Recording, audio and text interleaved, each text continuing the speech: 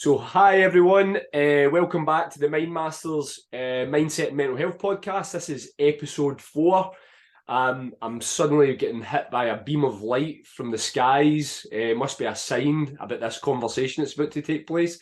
So, episode 4, I am joined by a long-term good friend of mine, Tammy Harkin, who is also known in many other hats, which we're going to sort of introduce as we make our way through this. But Tammy's been a friend of mine for a long time, and I've been really looking forward to having this conversation. So here we are, this nice, bright Sunday morning, and we're going to get right into this conversation. So welcome, Tammy. Morning. We're finally got it done. What a lot of people won't get to see or hear about is the drama that's unfolded for us two this morning just to get to this stage. Yeah, that was it was certainly an event this morning. It was certainly an event, yeah. We've been tested. Tammy and I were just talking about how this platform, Zoom, and how, it was our world to use for such a long time when the world went through tougher times. And then when you're asked to sort of log in pretty quickly, you realise that you've locked that part of the past. That's gone. When someone asks you to go back.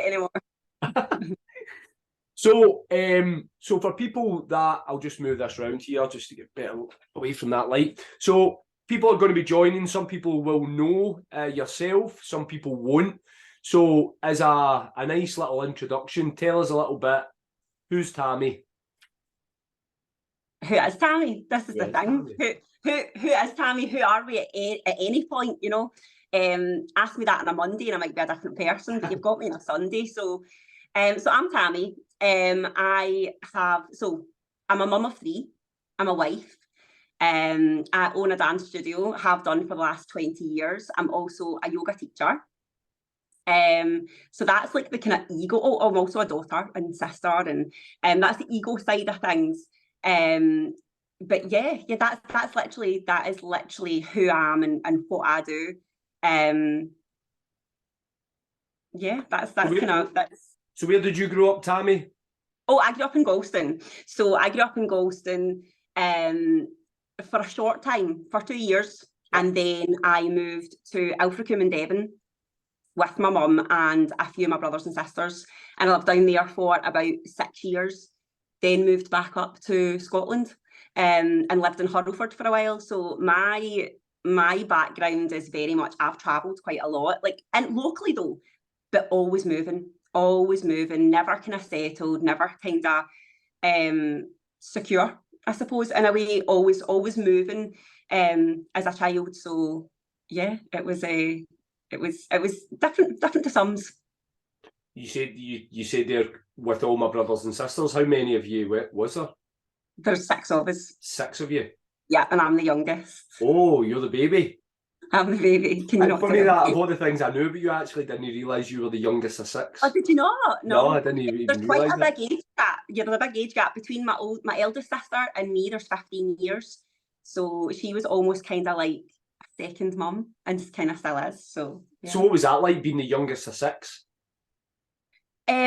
It was, I don't know how it is to not be the youngest of 6. It was a wee bit crazy, as you can imagine, having loads of brothers and sisters, but yeah, I enjoy being the youngest of 6.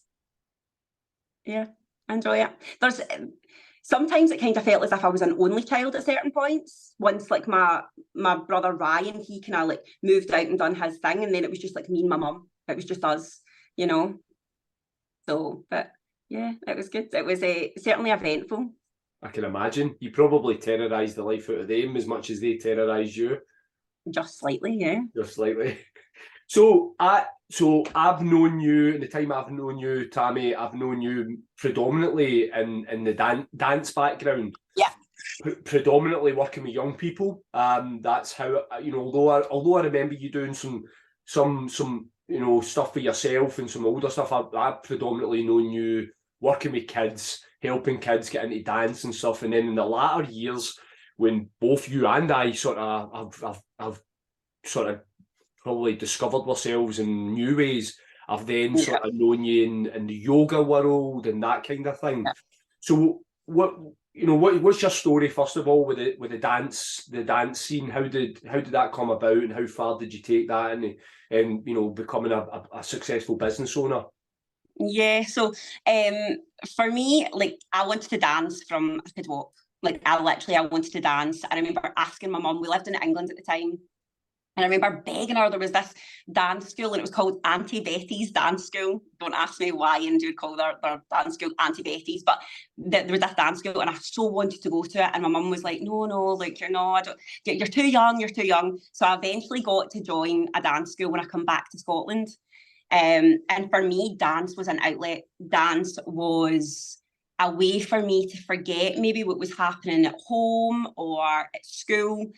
And it was probably the most I felt free, or the most that I felt that I had a voice. Obviously, being the youngest of six, you're babyfied, but also sometimes you're not heard, or you feel like you've got to kind of shout really loud just to be heard. And sometimes you can get lost a little bit, I think, especially being the youngest. And so for me, dance was my way of expressing who I was and finding who I was. So I danced all the way through to I went to a dance college in Glasgow at the age of, just turned 16, got accepted when I was 15, went when I was 16, and it continued from there to, I remember doing a primary 7 talk. Mrs. Cornan, our name was, at Galston Primary, best teacher ever. And I remember we were to do a talk, and I literally, in this primary 7 talk, noted how I was going to go to dance college, I was going to qualify, I was then going to go on to have a career in the stage, and then I was going to open a dance school. That's what I was doing. That was what I was going to do. And I remember the teacher was like, oh, okay. And that's exactly what I done. Exactly what I said when I was in primary 7. So round about like Daisy's age, like 10, 11 years old, I had to set out that that's what I was doing. And luckily for me, through a lot of hard work, that's exactly what I done. So that's proper manifestation in real life, isn't it? There's talking it, and then there's walking it. And there's like, I just knew, like, I had this, I think it was because I was always told, oh, you can't do that. And I'm one of these people, I'm like, don't tell me I can't. Don't tell me I can't. If I don't want to, I won't do it. But don't somebody else tell me what my path's going to be, or what my journey's going to be, or my destination. Like, don't tell me, because I'll just, and it's not even about proving to people that I can do something different. It's just like, no, that's your thought, and that's great. I remember being told by a biology teacher, Mrs. Orr, thank you very much. You know how you remember teachers' names for certain things? I hope I'm remembered in a good way, by the way, by my students. Anyway, Mrs. Orr, biology teacher, and I remember her telling me, going round the class, and so what do you want to do? This was in 4th year. And I said, I've been accepted to dance college, all bright-eyed, and this is me. And she was like, she's like, you spend the majority of your life waitressing. And I was like, and that way in the middle of the class, I was a bit like, I don't know what to say here. And she was like, you'll spend the majority of your time waitressing, and you'll never have any money. You won't do anything with your life. So you're, as well as trying to, do something else, you'd as well as being a hairdresser. And I remember thinking, wow, you have just insulted multiple people. We're talking hairdressers here, we're talking like, and I remember just sitting there like, wow, that's not the way I want to be. When I go on to do the teaching, that's not what I want to be like. I don't want to be doing that. I don't want to be crushing people's dreams. But anyway, I left that class. I was rubbish at biology anyway, funnily enough, somebody that now like deals so much with the human body, but yeah, rubbish at biology, and went on to do it anyway. So were you aware that it's interesting listening to you talking? You're speaking of a resilient young girl. So you're speaking of someone who was resilient and who was well aware of what they wanted. But were you identifying as that back then, or was it just something that you were finding that you were doing and you weren't really sure, you weren't thinking much about it? Because how does a young person at that age become so clear? Because you know what it's like with our kids and stuff. They say, I want to do that, I want to do that, I want to do that, I want to do that. But it moves and it moves and it moves, and they're not really sure. But you talk with pretty clear conviction, and you talk about people telling you can't and stuff. So What's that about at that age? So I probably didn't realise how resilient and strong a wee human being I was. I don't think that I truly understood that. But I think I've always had fire in my belly. Like as a kid, I was very, very quiet, very shy. I would talk the behind legs off at anybody. I would chat, but I was very, very shy. Not really that self-assured, to be fair. But I just knew within myself that that's what I was going to do. Don't ask me where that. I mean, I don't know. Like, where does that come from? You could look at it like it came from coming from a one-parent family, coming from just having my mum and thinking I'm not to say that like my mum done an amazing job. She done an amazing job. And anything that I ever wanted, like my mum would go out there, work 3 jobs, to send me to dancing. That's just the way she rolled. She was, as much as she doesn't think she was a fairly resilient female, but I don't know whether it comes from only having that one parent there and being like, I want more. And not even more in material things. I wanted to live a life that I wanted, one that wasn't determined by other people. Or, I think very much when I was growing up, you were kind of pigeonholed, Galston, small town, small village, great, absolutely love it. But you were kind of pigeonholed into, I don't know how many times I was told, like, oh, you'll not do anything for your life. You'll be pregnant by 16. Like, honestly, like, you wouldn't believe. And it's like, see now when I look back at that, I think, wow, like, what the hell? So I think it just, I had a fight in me, and I don't know what was that a product of, my kind of upbringing or my background, or was that just the type of person that I naturally was, So I don't know. I'm still trying to figure that out. I think I'll still be trying to figure that out the time I'm like really, really, really old, not just this old. So yeah, I'm not sure.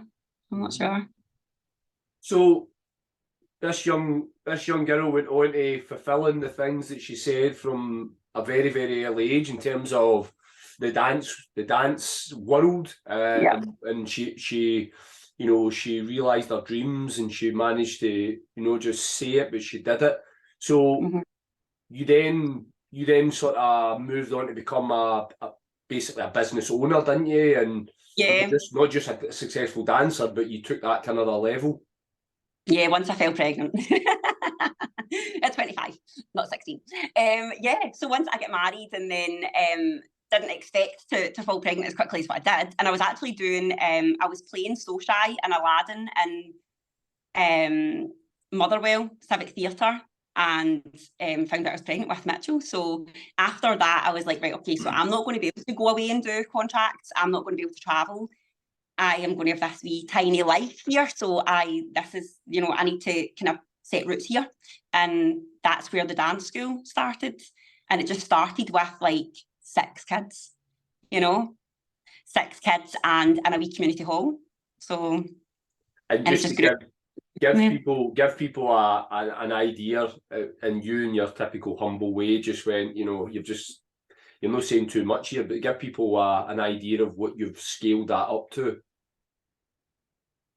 Students. So I now have 2 studios. I've got one in Urban, Allstar Performing Arts Centre, and I've got Urban Yoga Studio in Kilmarnock that houses both kids from Urban and surrounding areas, and then Kilmarnock and surrounding areas. And we also have the Kelly cheerleaders, which I've got like 60 odd kids as part of that team, and I coach them for the Kilmarnock Football Club games. So yeah, we've got I think we're sitting at just under 200 kids at the moment. 200 kids on the books? On the books. How many young people do you think you've had through the doors over the years? Kevin, wow. I'm a data guy. I like figures. Listen, do you know what? I don't get caught up in the figures, right? But I honestly, I don't know. I've actually not thought about that. I have actually not thought. But I met somebody yesterday, and they said, "Oh, I was speaking to somebody. Actually, I've spoken to about in recent weeks, I've spoken to about 3 or 4 people that used to come to your dance school. And I'm like, really? And they're like, yeah, they're like 26 and 27 now, but they used to come to you and they actually mentioned you. And I was like, standing in Tesco last night, like, really? Like, I'm wanting like, who, you know? So, but I don't know how many. Oh, wow, I don't know. There's been so many, and some for a short time. You know, I've had some people that have only came for a matter of months and maybe found that dance wasn't for them. Or I've had people like, I've one student that has been with me since 2003. Wow. And she's still with me. She's still dancing. So, yeah, we seem to, at Allstar, we seem to kind of hold on to them. We seem to hold on to them, but they don't want to leave. And then if they do leave, then they bring their children. So I have also another student who now coaches for me, and in fact, 2 of them and their kids now come to the dance school. And it's like that. What's been the highlight of your time working in the dance side of things? For like the teaching side of things? Yeah. I would say just the people that you come into contact with, the kids that's lives you know you're impacting in such a positive way. Like that's, I said about how, you know, my story is that I use dance as an outlet. So do the majority of those kids. Yeah. Like these kids come because it's a way of getting away from external pressure, from school, from parents, from, you know, they can leave all of that behind and they can come in and they can get totally lost in the dance, the music, the movement of their body. And they leave, you see them, you sometimes see, especially the kids that are around about the age of like exams and stuff, or at uni, and you'll see them coming in and you can tell they've had a hard day. You can just tell. And obviously, you're not going to get a hug at my dance school. You're going to get a little bit of sarcasm, talk to a tiny wee bit of love there, and a wee bit of banter, and then straight into dance, and see the difference that you can see it as the class transitions through to the end, and then by the end of the class, they're like, right, see you later, and you can just see the mood is lifted. Whatever's been on their wee tiny shoulders has lifted. It might only have been for a couple of hours, but it's lifted and it's gave them some respite for that short amount of time. So for me, it's the impact, it's the meeting the people, and it's the impact that I know the dance school, and it's not me. Like, I say this, Allstar is not me. Like, it's not Tammy Harkin. It's Allstar's it's its own thing. It's bigger than that. It's bigger than anybody that teaches for it. It's, I don't know, I sometimes find that it guides me. As much as my staff will laugh at that, like, I feel it guides me. Like, I'll know if I'm putting a foot wrong, because it'll kind of nudge me back into, like, that's not right for us. Like, that's not going to kind of work. But yeah, Allstar's bigger than what I could have ever imagined it could have been. But for me, it's just the way that it impacts people's lives. And I hope that never changes. I hope that it never, ever changes. And it goes without saying that you grow an incredible bond with these young people, you know, and I know yeah. Like, when I went to ask you what your highlight was, I certainly know, I know you've been through challenging moments with these kids, you know, and I know that when those kids feel things, you feel things too. Can you share about a little bit about some of the, you know, the more challenging times that you've had to live through with these kids? Yeah, like we've had, I see it as we're like a family, you know. Sometimes these kids will come to me with things they won't go to their parents with. And obviously, to a certain extent, if that's something that I can keep with myself, if they're a certain age, obviously, it all comes down to duty of care and stuff. And if I feel that I need to go to the parent, then I will go to the parent. But these kids will come in, and I've had people tell me that they're having babies before they've told anybody else. You know, we certainly have had some challenging times, and I think that just getting to be there for some of that is hard. It's hard because you see them as parts of your family. And what affects them affects you. And I think not a lot of people realise that anybody else in my kind of profession will understand, like, what affects them affects you. What affects their family affects you. You don't just stop your dance class and that's what it is and you walk away. Like, you're thinking about those kids when you go home as much as you think of your own kids, you know. yeah, we certainly have had some challenging times, and unfortunately sometimes these end in not the best. These end in not the best circumstances, and it's harrowing for everybody that's involved. And you know, we have a student who, I say student because I believe she's still with us, Cody, who unfortunately passed away a few years back, and we honour her every year. We honour her. Her sister still dances with me. Her mum and her gran, her family are still very much a part of the Allstar family, and always will be. But we, you know, we keep her memory alive, because she was such a massive part of the dance school, and at such a young age to then lose our life. So when you're talking about challenging times, I would definitely say that's the most challenging time that we've had as a dance school, as a dance family, and as a dance community. And I think you learn a lot. You learn a lot from these things happening. You don't want these things to happen. You don't. It's the last thing that you would want, but it teaches you to look out more, look out for people, look out for your students, look out for even their family members, you know, because sometimes we'll have family members that come to us and it's maybe the family member that's struggling, it's not the student, and we will still try and support them as much as we can, because in turn we're supporting that student. I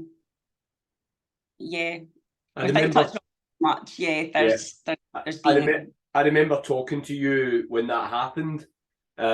We spoke on the phone because both of us were in despair about you know, that what was out there and stuff like that. But I remember thinking to myself, coming away from the issue about what the actual young people thing, but I remember thinking to myself just how much that weighed heavily on you. You know, I remember thinking, I wish I could say the right thing to you, because you were trying to hold the world together. Well, your world as you knew it, you were trying to hold it together, and I knew. And for everybody else that's within that dance school, you've got that. That's your responsibility. Like, you feel that responsibility to support them as much as how it's affecting you. You're trying to support, and it's hard. But I think people, you know, we need people, don't we? We're like, that's the kind of species we are. We need that. We need the support of other people, and I think that's so key, and it's so vital to everybody and anybody, you know, is to have that kind of support network. And that's the one thing that I hope that we truly are for the families and the students that we have, is that we're a support network, not just for dance, but for anything that they need. Because life's hard. Nobody ever knows what truly is going on, you know, within somebody's life. We think we can see, or, you know, but nobody knows. And you know what? Nobody could have ever known, I don't think. Nobody could have ever known exactly what was going on within, and nobody knows what goes on within somebody's mind or their own mental health. Like, we don't. We can only just. That's why it's so important to be kind to one another. I know that it's been so overused. I'm just like, oh, be kind, but it is. You know, that being kind and being supportive and being there for other people, it not only helps them, but it helps you. It helps you be more supported in your life and be a better person. And I think that we don't really ever know, do we? What's kind of going on within. So we're touching on mental health. We'll come back to the next part, which comes after the dance, which is the yoga, and that deserves its own little spot. And the whole sort of spiritual side that I've saw coming out of you in the last couple of years. But in the subject of mental health, so we've touched on it there in terms of your involvement around that subject with your students. What's your history? The mental health, be kind. You're right. It does get bandied about a lot, doesn't it? It's actually, I don't know if it's oversubscribed, if it's overused. I don't know, but I kind of do think it is. I think it's, do you know what, be a good human. Yeah, be a good human. Be just a good, it doesn't take a lot of energy. Do you know, it takes more energy to be negative, to be nasty, to, yeah, I find it takes more energy, and it's like a poison, really. And that's not me saying, by the way, that's not me saying, oh, everything's positive and amazing all the time, you know, life's great. And please believe me, life's not always great and things are really shit. I mean, can I say shit? You can say shit. Life can be so shit. Like, life can be so shit, and it's not all fairy tales. And I think it's really, really good to be able to harness both of that, the light side and the dark side. And I think it's really, really good to make sure that you have equal balance of that, because that's the only way you can truly, it's the only way you can truly, I think personally, the only way you can truly be happy and be at ease with yourself is to be able to look at the dark side of yourself and the light side of yourself and go, right, okay, well, do you know what? It's not black and white. There's an array, there's like a full spectrum here, and it's all right to touch on both. You know, it doesn't need to be all be kind, love everybody all of the time, you know? So. Good. So, mental health, when did Tammy first become aware of the whole subject of mental health? And what's your history of basically your own mental health journey? So I think I've always been aware without even knowing about mental health. You know, my mum had a nervous breakdown when I was 2 years old. So I have lived with a parent. My mum's a fantastic mum. She really, really is. I have lived with a parent that's had like clinical depression her full life. Like, I've always known that the mental health from a really, probably from a, yeah, since I could remember, really. And my mum's always struggled with it. Sometimes there was good times, sometimes there was really, really bad times. And obviously I was witness to that, being, I only had my mum. My dad wasn't, I didn't live with my dad. So I think I've always known the struggle of mental health. I've always known the struggle of what it's like to watch a parent, to watch somebody that you love struggle as badly, and know that there's absolutely nothing that you can do about it. And I sometimes wonder, is this why, like, obviously dance is an outlet for me, but I have then went into like teaching and like that kind of support. And I wonder, is this my way of trying to ease what I couldn't ease when I was younger? You know, like I couldn't ease that from my mum when she was young, like when I was younger.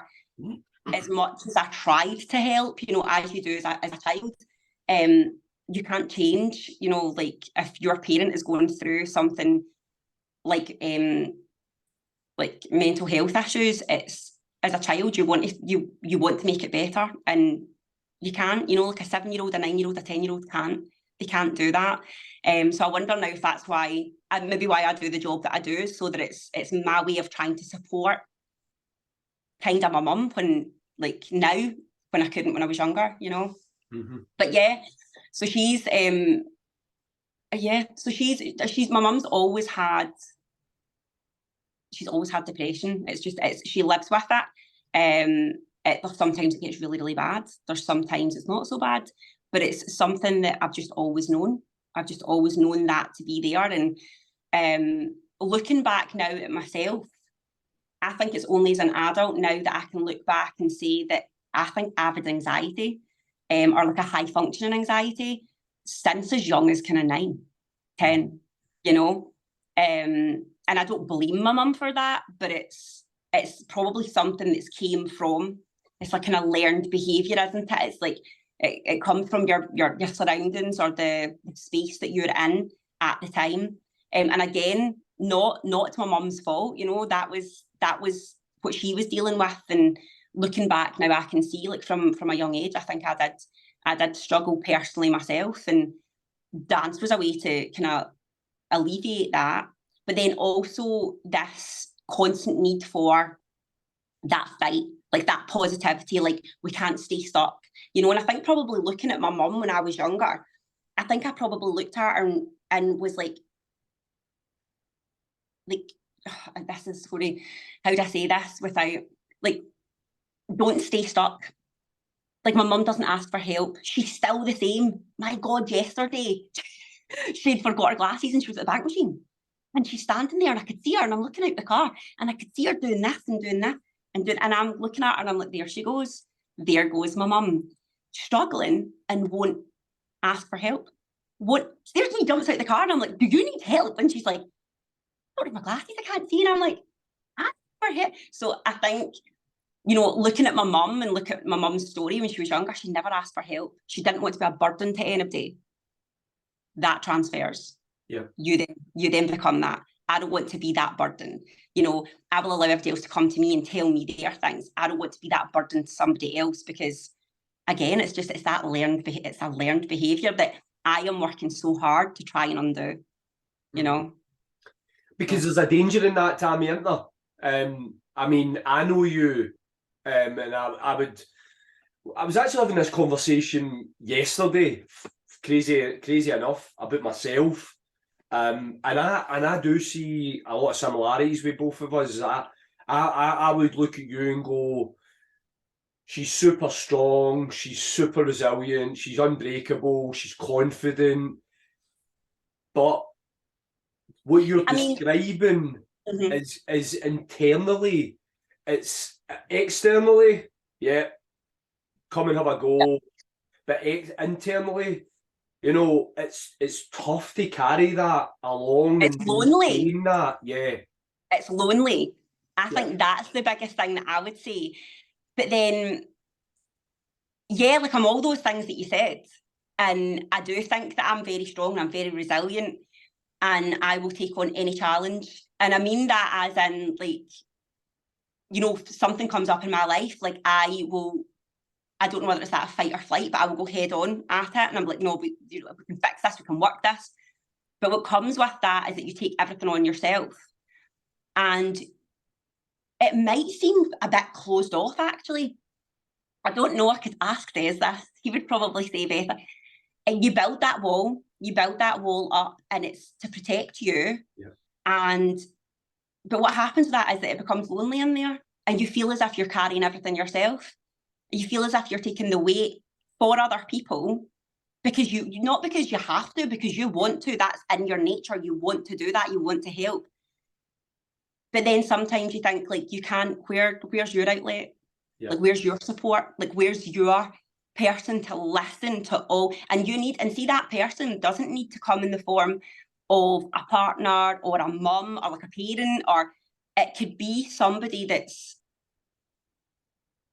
completely like separate from your kind of your family circle. It could be, it doesn't even need to be a friend, it could be a stranger.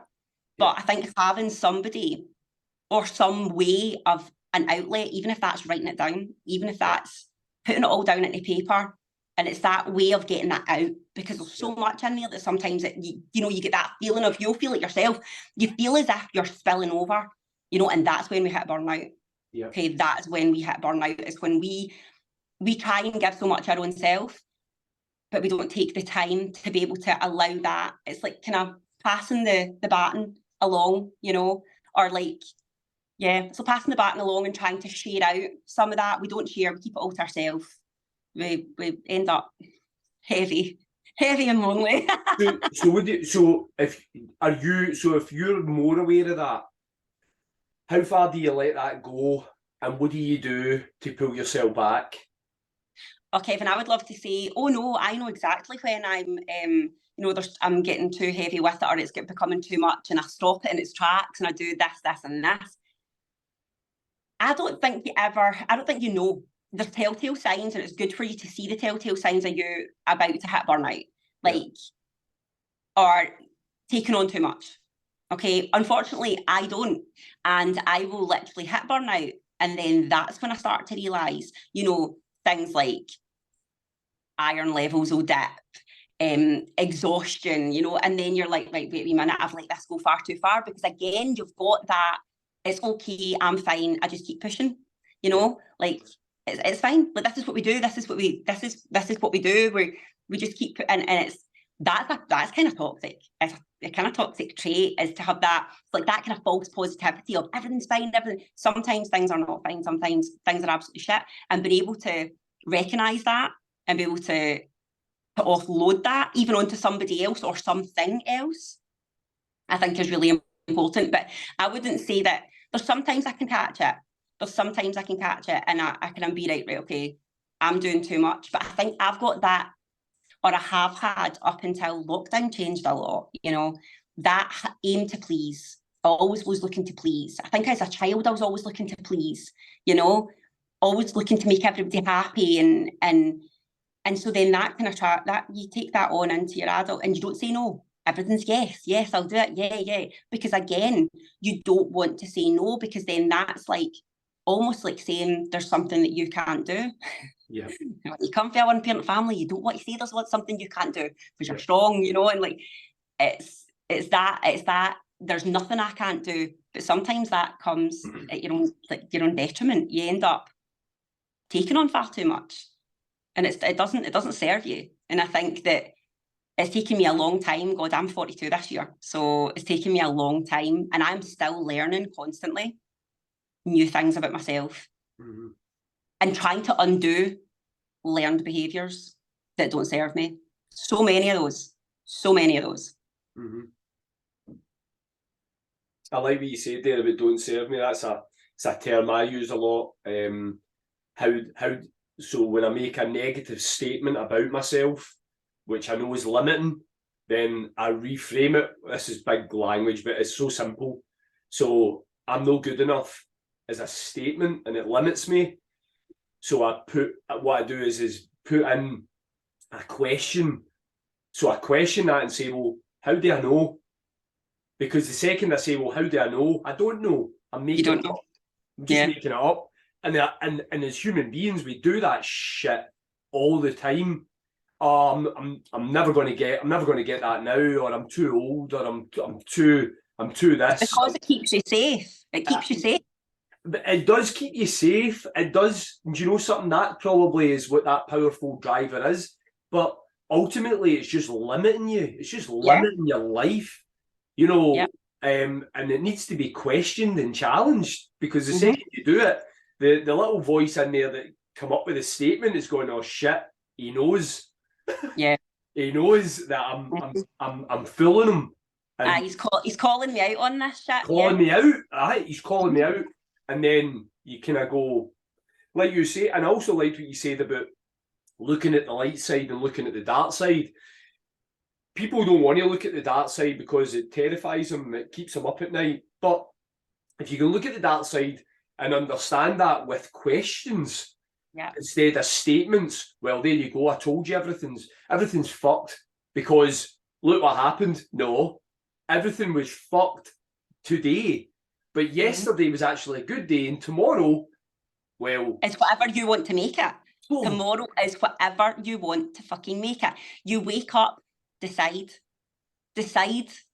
You know, I've got a cup in my cupboard and it says make today the greatest day, and I pick that. I choose that cup every morning, because when I drink out of that cup, I'm choosing to make that day great.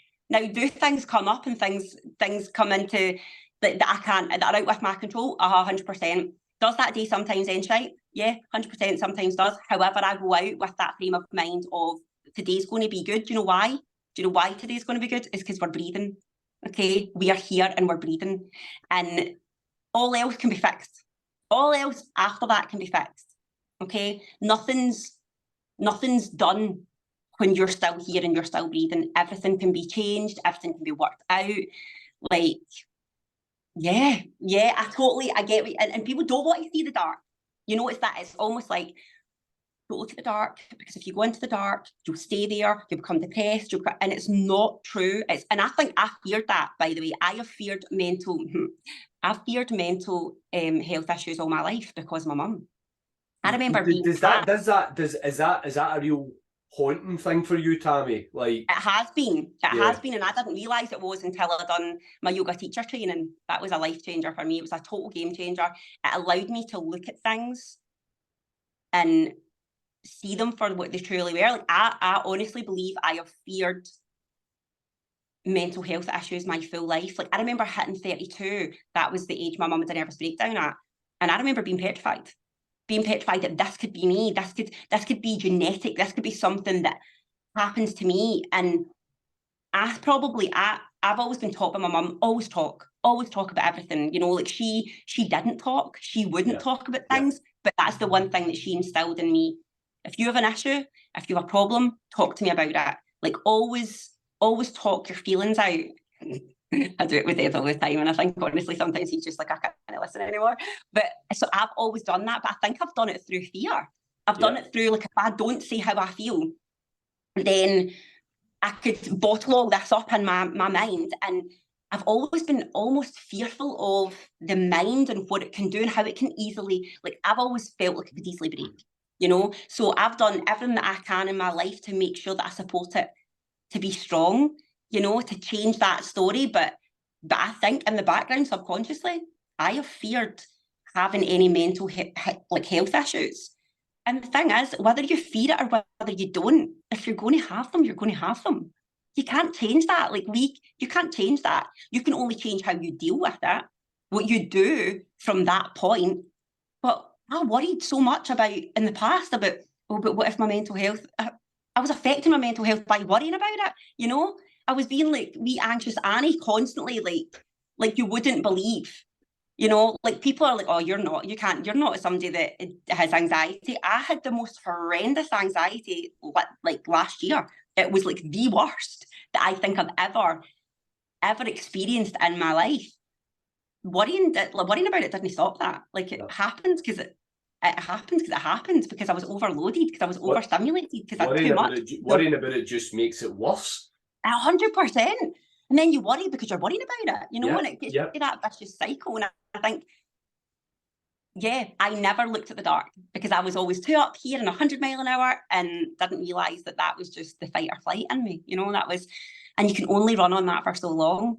And once I understood how to be able to look at the dark and sit and, like you say, Kevin, question myself all the time, and not because I don't trust myself, because I want to know that, like, is this coming from a place of fear? Because I think that we all have our wee kryptonite. It is kryptonite, isn't it? With Superman, isn't it? Yeah. We all have that. Yeah. And finding out what yours is so important. For me, mine is fear.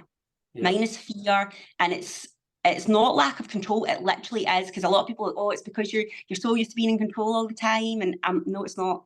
It's fear. It's fear that, you know, time, for me, it's fear that time runs away with itself. That I always feel as if I'm running out of time. There's not enough time to do things. Yeah. And again, this comes back. It's a learned behaviour. It comes from losing my niece when I was 19 years old and she was nearly 16. And having the realisation of, shit, people can die really, really young. I'm running out of time. So therefore you get into that, like, you know, so fear's my thing, but I know when to pull that back. I know when it's keeping in. And I ask myself the questions, you know, like, what's the worst that could happen here? Why do you fear this? And I do a lot of that in my yoga practice. That's what my yoga practice is for. So yoga then? Yoga leads nicely on. Why yoga, and what has yoga done for your life? Honestly. I can tell this is going to be good. It's that is, what's it done for my life? God, there's so many things I could say. I could say it's made it easier, it's made it better, it allows me to live my life the best possible way that I can, to the fullest. It allows me to be the best parent that I can be. It allows me to be, hopefully, the best wife that I can be. It allows me to be understanding. Honestly, I can't even explain to you. You know that way when you wish you'd found something earlier? Yeah. In your life? Yeah. And I'm just like, this would have helped me. This would have helped 9-year-old Tammy. This would have helped 16-year-old Tammy. This would have... I just wish I'd found it earlier. You know, and I'd always kind of dipped in and out of yoga, but never really took it to the, obviously, to the extent, my practice. Because obviously there's the teaching side of things, but then there's your own self-practice. I just wish I'd delved into it sooner so that I could have the benefit longer, you know. But mentally, I hear you, but the issue I have with that is I wish I would sometimes say I wish I had done NLP and stuff like that much sooner, but I wouldn't be the same person. Yeah, I wouldn't be the teacher that I am. No. I needed to experience, and I truly believe that you need to experience things within your life. Like, you know, you can look at the things that have happened to your life and you can put them as like, that's a bad thing that happened to me. Or you can look at it and go, I learned a lesson from that. That was a lesson. Everything that we come into like contact with is, look at it as a lesson. Look at it as, what am I going to take from this? You know, it's maybe shite. Hey, I didn't want to lose my niece when I was 19 years old, but she taught me something, and that was how to be strong. She taught me how to live my life to the fullest. You know, as much as you can. You know, I say that probably I'm not living my life to the fullest that I could, but I learned so much. I wish I hadn't learned that lesson. However, I did, and I'm thankful to her for that. You know, I think that you need to look at everything that comes your way as, like, what can I take from this? What can I change from this? People, I think, are too quickly to go, this happened to me, so I'm stuck with it. You're not stuck with it. You can move in any which way that you want. Now, I say that and it sounds, you know, there'll be people maybe listening to this going, oh, it's fucking okay for you. Like, that's all right for you. But like, and I'm in a really dark place, and I get that. And I'm only speaking from my personal, like, from me. But yoga for me is just, honestly, if I hadn't had the life that I had, I don't think I would be able to be the yoga teacher that I am, and be able to sit and question the things that we question. And in my practice with my students, you know, we'll sit in a yin practice and I'll ask questions in the dark, you know, not in the light. You know, I think every day is this idea of, sorry, I'm going to make a tangent here that's completely off score, but like, people think that yoga is all light and white, you know, and bringing in the light and feeling the light. And yes, it is those, but it's also bringing in the dark and sitting with the dark and tending to the dark. We all have it in us. And I don't mean that as in, you know, we're bad people. I mean the darkness within us, the kind of fear, the hurt, the sorrow, the things that we don't process and we tuck deep down inside us, you know, the traumas that we've had throughout our lives that we don't actually realise has made a massive impact on our bodies, until we get into a yoga class and wonder why our hips are in fucking agony. And it's because we've got so much fascia stored there, and that's where we store the tension and the stress and the, you know. But I like to get my students into comfortable, you know, nice comfortable class, dark class, and then ask those questions that let's be serious, we don't really want to ask ourselves. And they just they tend to that in their own head, and they don't ever need to tell anybody. They just tend to it within themselves, and they don't need to have the answer. Just the very fact that you're asking that question to yourself, you know. But for somebody listening, right, that's tuning into this and they're listening, they're going, but how the hell does doing yoga help that woman with all these things? How, if you were talking to someone who, or this reaches someone who's never experienced yoga at all, they've got an idea in their head what yoga is, how do you take them from there to understanding what that you've just described brought to your life? Where there's a big gap there. How do you help somebody bridge that gap? Well, it's not done in a yoga class. You know, it's not done in one yoga class. But what I would say is, whatever people think yoga is, it actually probably isn't. And for each person, yoga is something different. You will get something out of class different from what I will. Yoga meets you exactly where you are.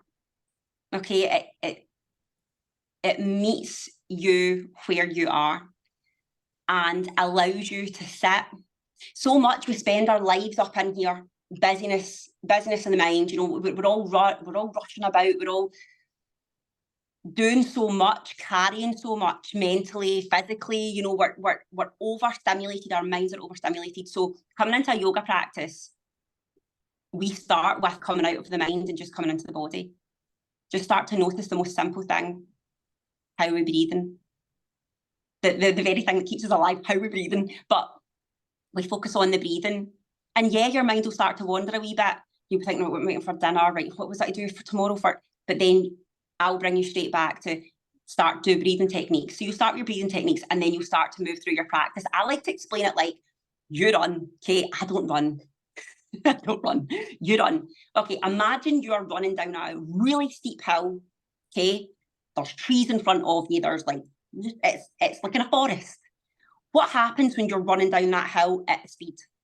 Okay, you're not thinking about what you're making for dinner. You're not thinking about what I do tomorrow. You're thinking, stay on your fucking feet. Do not fall. You are so busy looking at everything that's round about you, making sure that you're super focused on keeping yourself upright.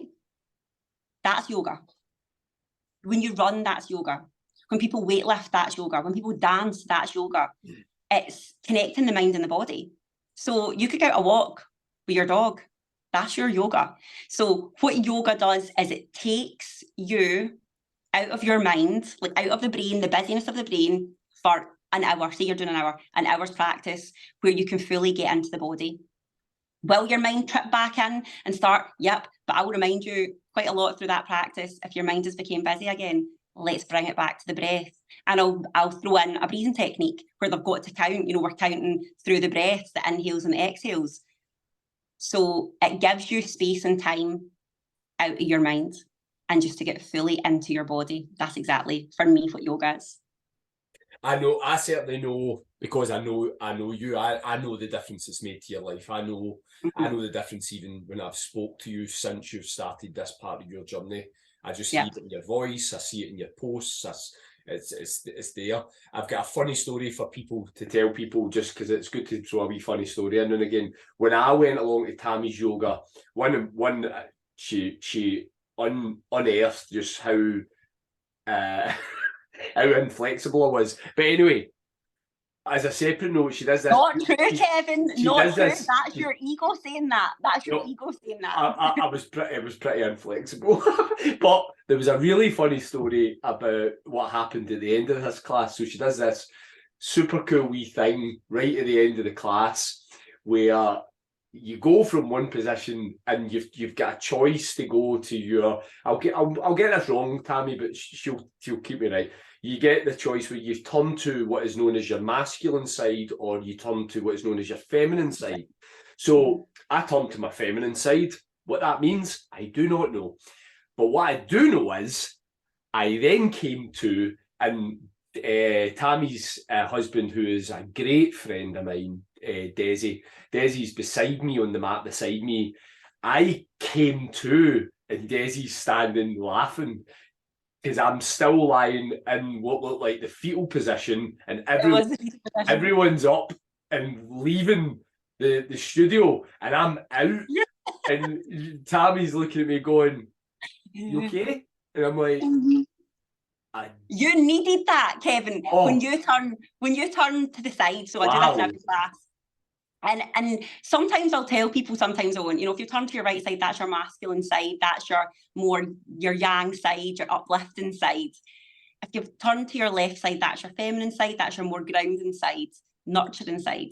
That's just the energy that you had, or the energy that you needed at that time. You rolled onto your side and you blissed out. And that is exactly what we look for. And I do remember that, because I remember coming up to a seated posture and looking, and I'm like, if you'd like to just press through your hands and come to a seated posture with your legs crossed and your eyes closed. And I'm looking, and everybody's sitting up, and you were still lying down. So I was just like, I need to finish the class. Like, I need to finish. So finish the class, and you were still in that position. But see, to me, I didn't find that funny. No. I found it a bit funny because it's you. But see, if that were anybody else in my class, I'm just like, you needed that. And it was magic. I loved it. That's what we're there to facilitate. We're there to facilitate. I mean, I don't look at it like I am there to change people's lives. I am there to teach people. I'm not there to do any of that. I'm just there to guide. Like this, I'm guiding you. Your practice is yours. You make it what you will. But you will always walk into a yoga practice and you will always get from it what you need. And what you need will never be the same on any given day. You will get something because it meets you where you're at. you know, it meets you where you're at. So yeah, I don't like, you know, people will be like, oh, thank you so much for that yoga practice. You've made me feel, and I'm like, I've not made you feel anything. You've made you've stepped onto the mat, you've done the work today. You're the one. Take control of that. Like you take that, because it was you that done that. I was only here to guide you, and I love that I get to guide that. Honestly, I feel it is such a privilege, such an honor to be able to just give anybody space to just breathe. Just space to just breathe, and just to get into their body and leave feeling better. I think anybody that's in the kind of line of work that I'm in, you're privileged. You'll feel it yourself, Kevin. You're privileged, and it's an honor to do the work that you do. You're thankful to your clients. Yeah. Like, I'm thankful to you, you know, for trusting me, for coming to me and trusting me with you. Like, it's no. I think you're on the money. I like can relate so strongly to that. The work I'll do with people in one-to-one settings is all about them. If they come in the door and they're holding on with big padlocks to their heart and their head, then we are not going to be able to make progress. But if they come in with a real desire to unlock those things, then they can do wonderful work. I am only the person that's going to hand them the key. You know, here you go. 100%. And the thing is, you'll find yourself, there'll be people that will come in and they will be guarded here, they'll be totally guarded. And again, that's a fear thing. That's a keeping themselves safe. Because the unknown, stepping out into that unknown is so scary. But I don't think people understand the true, I don't think they understand the true power that they hold within themselves. And that's everybody. That is absolutely everybody out there has got such a power that is only unique to you. And they don't understand the potency in that, and they don't understand the magic that they have. And I know that sounds like, you know, you're talking about being spiritual and stuff like that. I think I've always been spiritual.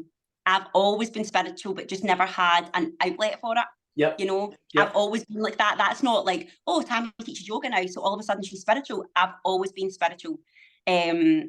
Ask Des, and it's funny because Des doesn't get that. You know, he's kind of a bit like, I don't know, he gets it more than you probably, I think he gets it like, more than you probably give him credit. He likes to see things. He likes to, you know, but come round, like I would say there's been a change in Des.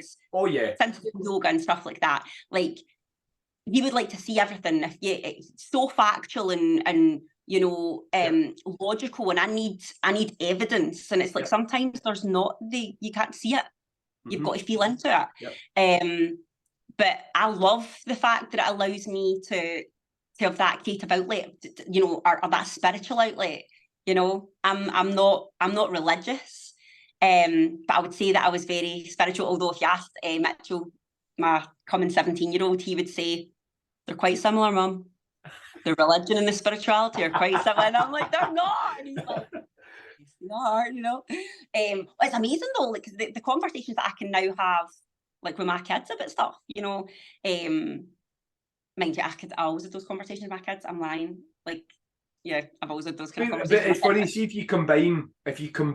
if you find something you're really passionate about, and then you start to allow that to light the fuse of self-belief, then you will then, like you say, you've probably always had it, but now that you've got something that you passionately believe in, it's lit something within you, and now you don't care what you say. Now you don't care how you're.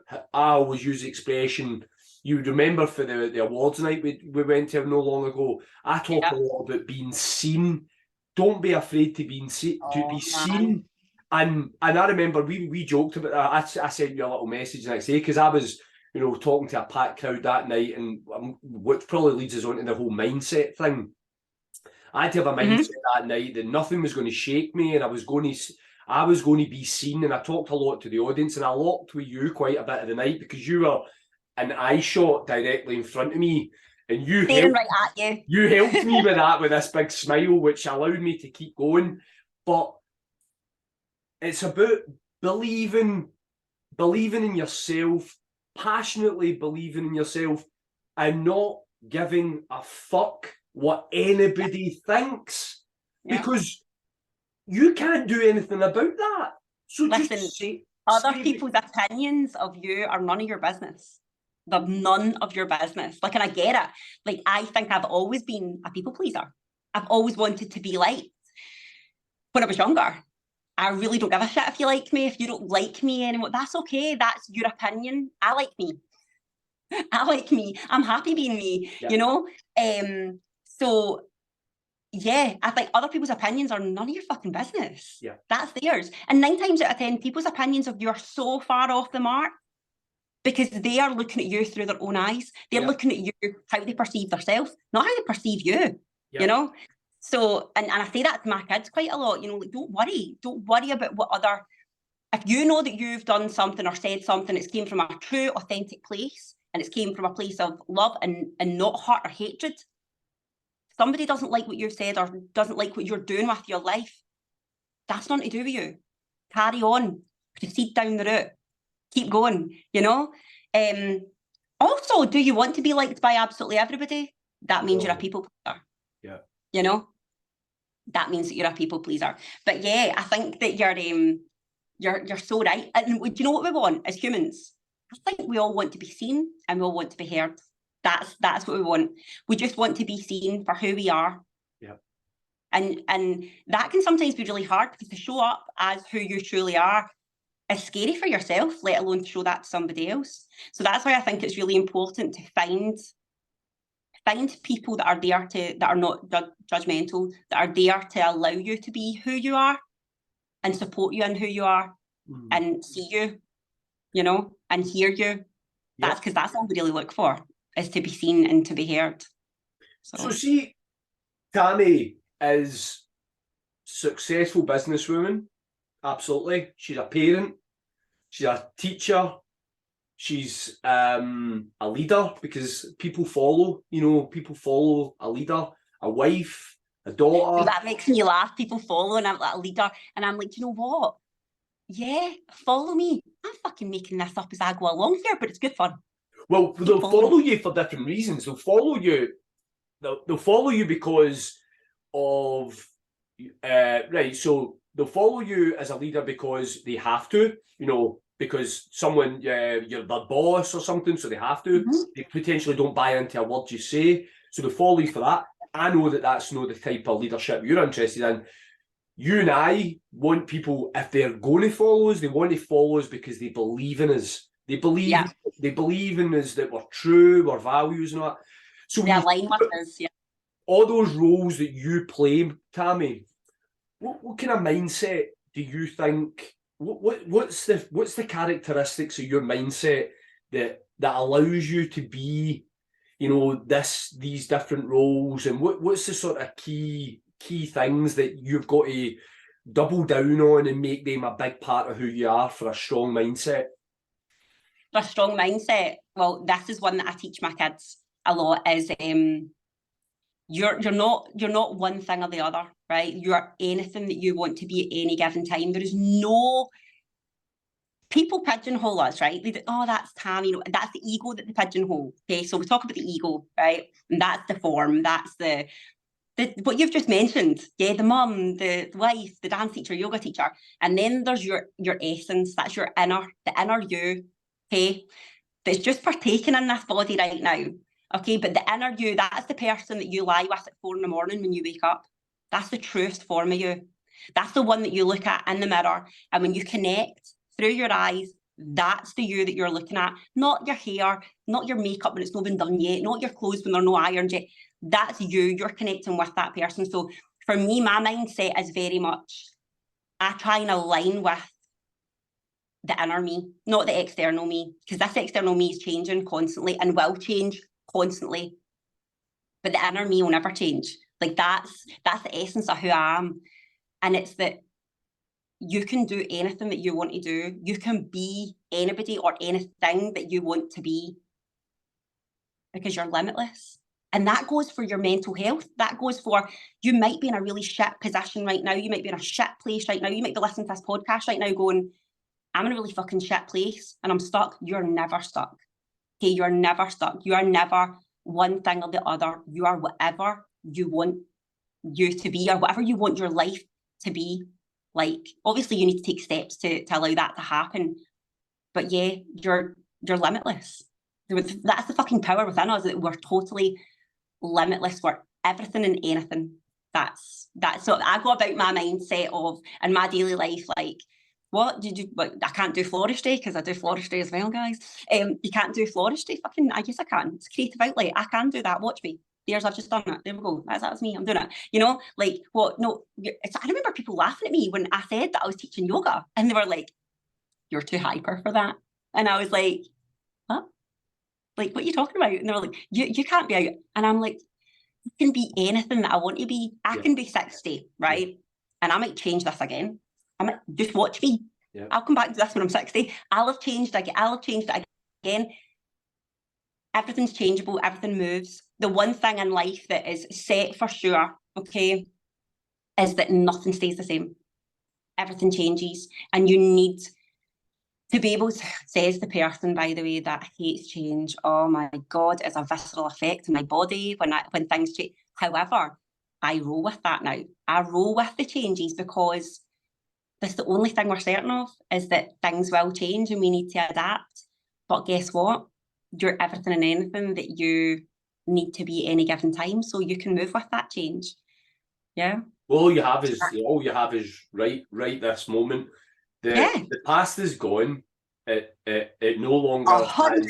it no longer has value, and the future, you've got, you don't know what you said earlier on. You've got, you can talk a good game, and you can do the right things, be around the right people, but the wind's going to change direction and all that planning.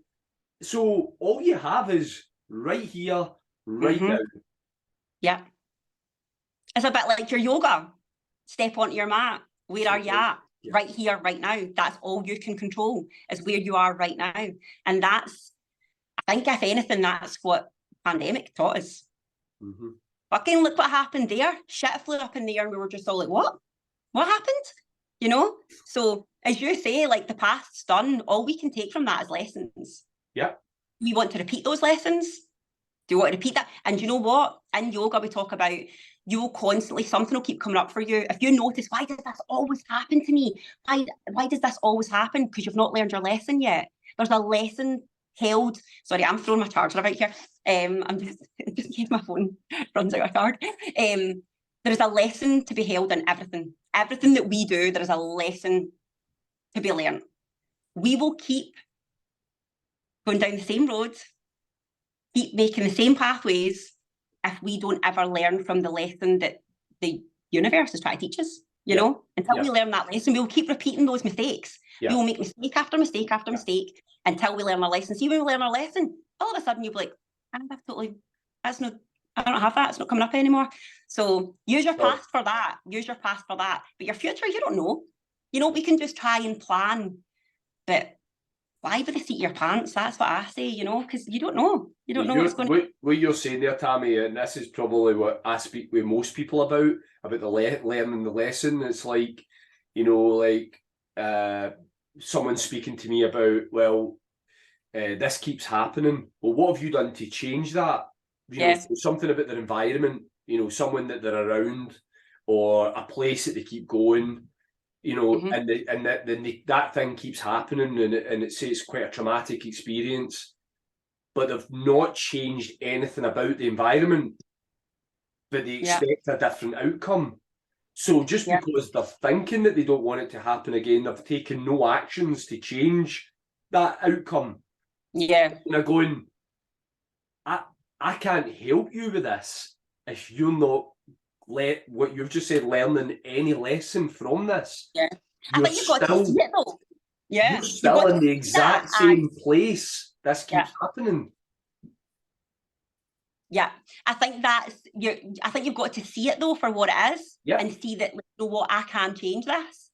It's a bit like sometimes you'll keep creating the same mistakes, or you'll keep doing the same mistakes, because it's also, and that's, okay, how do I say this? It can also be because it's what you know. It's what you know, and also we go to what we know, don't we? We go to, so even if it hurts us, we'll still keep going back there because that's, we know how that feels. We know how that feels. So you're kind of pulled back to those feelings of like, it doesn't serve you, but you're still, it's a bit like eating something that you don't like. You're continuing to eat it because you know what it tastes like. You know you don't like it, but you're continuing to do it. It's like, change it. But to try something new is a wee bit scary, and it's like, but I don't know. But you know that you don't like that, but you keep doing it. We talked about this. We talked about this in a previous one of the previous chats, previous episodes, which I think for a lot of people, it's not until the pain of staying the same outweighs the pain of change.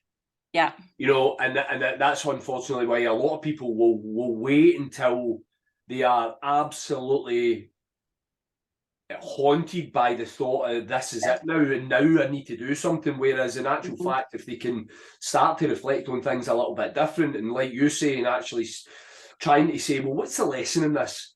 Because this isn't working for me. Am I growing here? No, I'm going backwards. Yeah. So what could I do about this today?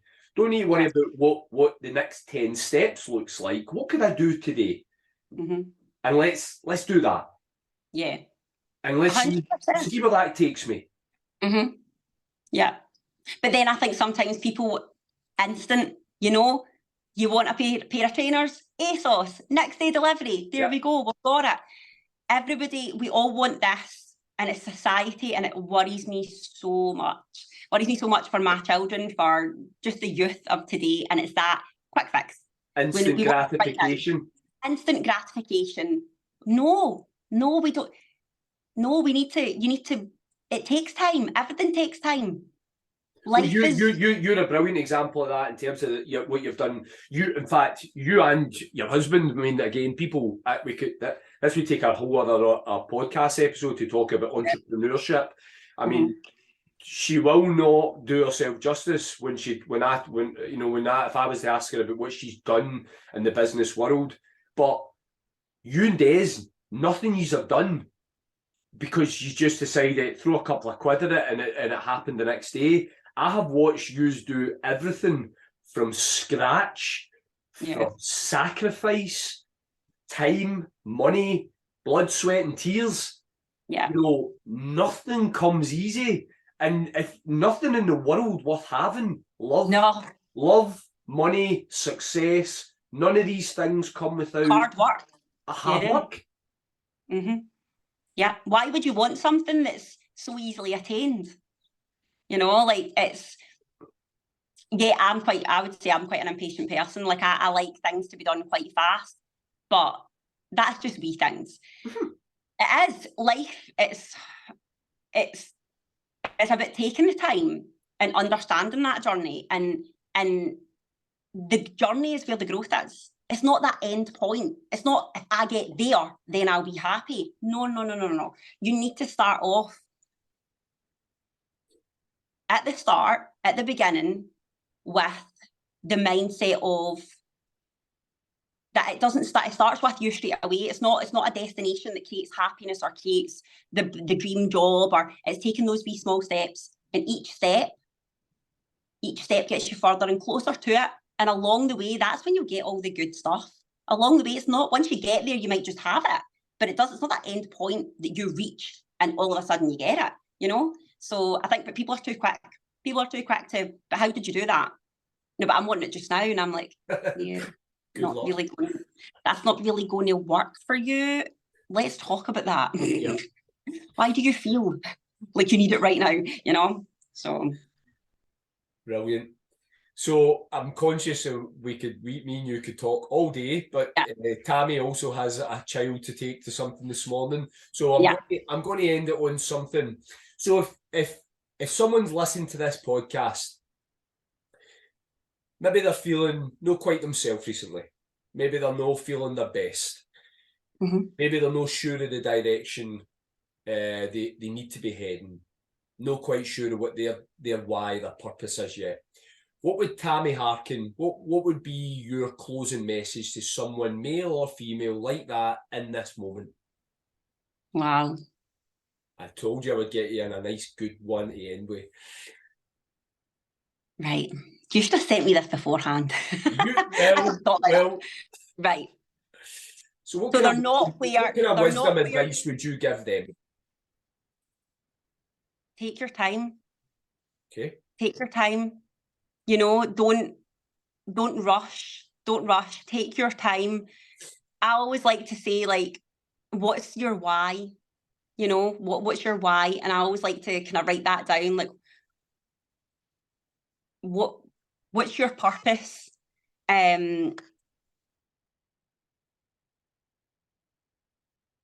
Oh, we've just lost her. We've just lost Tammy there just as she was finishing off. So we'll see if we can get her back in. So I think she's maybe just disconnected, or the things ran out. Anyway, that was a brilliant conversation there. I'm sorry I didn't even get to close it out with it. Hopefully she'll try and rejoin. A brilliant conversation with Tammy.